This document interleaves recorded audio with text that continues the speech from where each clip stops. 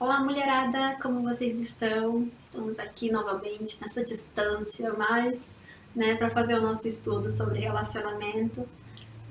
Mas quero te encorajar a não desistir, viu? De continuar orando, de continuar conosco como igreja clamando ao Senhor, né? Continuar orando para que Deus abrevie aí esse tempo de quarentena e logo a gente possa respirar um pouco e voltar aos nossos encontros, poder se abraçar, poder se ver, que logo a gente possa voltar a fazer isso. Mas enquanto isso não é possível, continue orando, meu irmão, continue buscando o Senhor, não desista, faça a sua parte, viu? Bem, hoje nós vamos falar sobre um relacionamento que envolve Nicodemos e Jesus. Nicodemos é um homem que aparece no relato do Evangelho de João. Ele aparece 3 vezes no relato de João. E nós temos o relato de como ele conheceu Jesus, né? E a gente vai dar uma olhadinha nesse relacionamento, nessas oportunidades que ele teve de estar com Jesus, o que esse relacionamento tem para nos ensinar. Quem era Nicodemos? Nicodemos era um homem provavelmente muito rico e ele era um fariseu. E o que era ser um fariseu? Bem, na época de Jesus, os fariseus eram um dos 2 grupos mais religiosos da época, né? O farisaísmo foi considerado posteriormente uma seita dentro do judaísmo, porque eles eram realmente muito extremos na forma como eles interpretavam a lei de Moisés, criavam novas leis e seguiam tudo muito à risca. Eles realmente se julgavam aqueles mais espirituais possíveis, né? E eles eram um grupo extremamente separatista, rejeitavam tudo que não fosse judeu.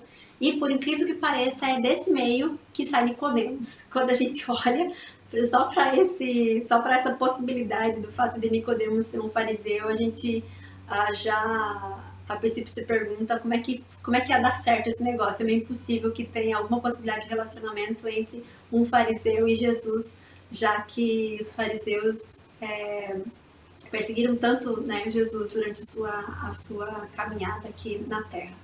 Bem, a Bíblia nos fala como esse homem encontrou Jesus. Nós temos esse relato em João, no capítulo 2, do versículo 23 do capítulo 2 de João, até o versículo 21 do capítulo 3 de João. Então, ao finalzinho do capítulo 2 de João, até um pouquinho mais do meio do capítulo 3 de João, a Bíblia nos conta sobre essa primeira conversa que Nicodemos teve com Jesus. A Bíblia começa nos contando nesse texto que Jesus estava na época da Páscoa com os seus discípulos em Jerusalém e que Jesus estava se tornando muito conhecido por causa dos seus milagres, né?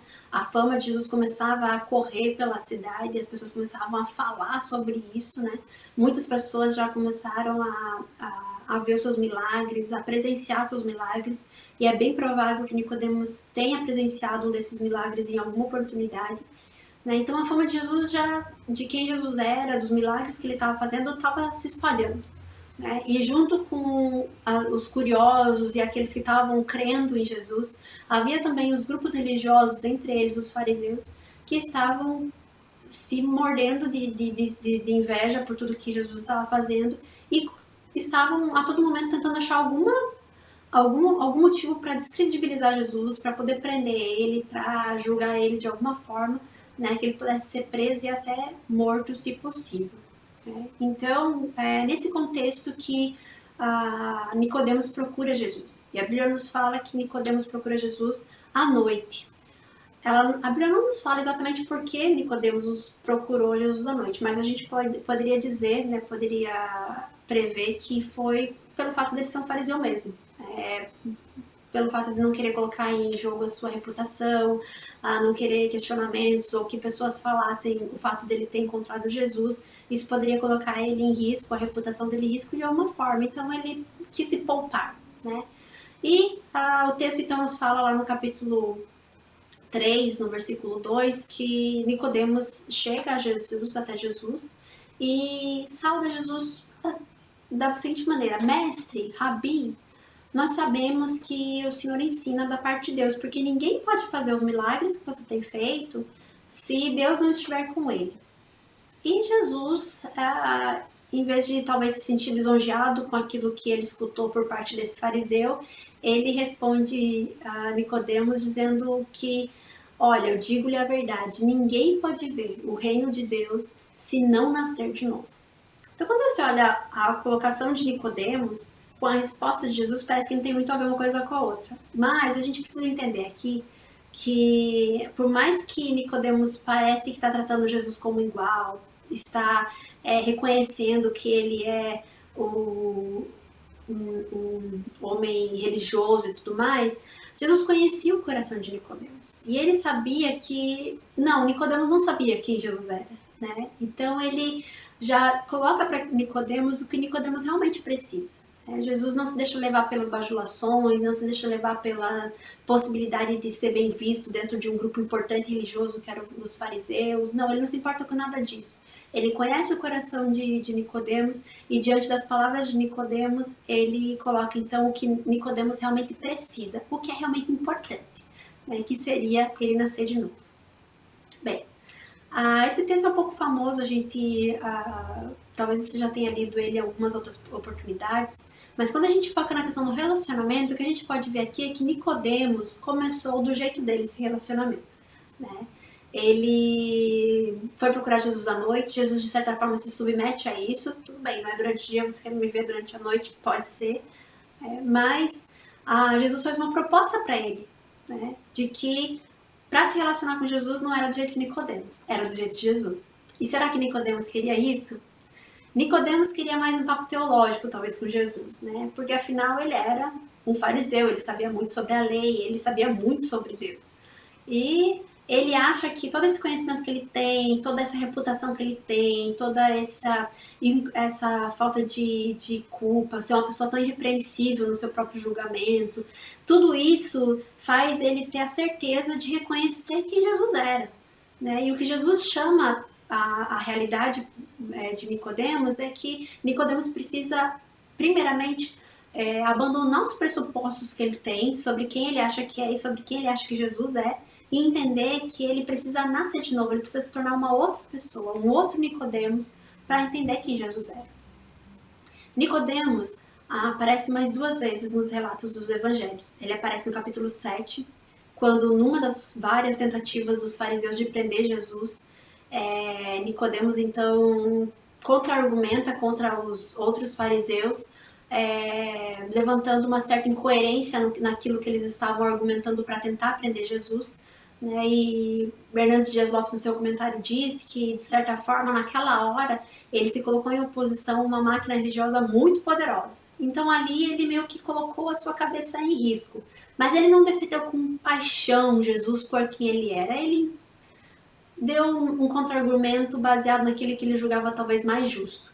E, posteriormente, ainda no capítulo 19, no relato que a gente tem do sepultamento de Jesus, aparece Nicodemos novamente, junto com José de Arimateia, na hora de levar Jesus para o sepulcro e cuidar do seu corpo. O relato nos fala, no capítulo 19, que José de Arimateia e Nicodemos levaram o corpo de Jesus e que Nicodemos levou uma quantidade muito grande de ervas e perfumes para poder fazer os cuidados necessários que eram normais naquela época para um corpo ser sepultado.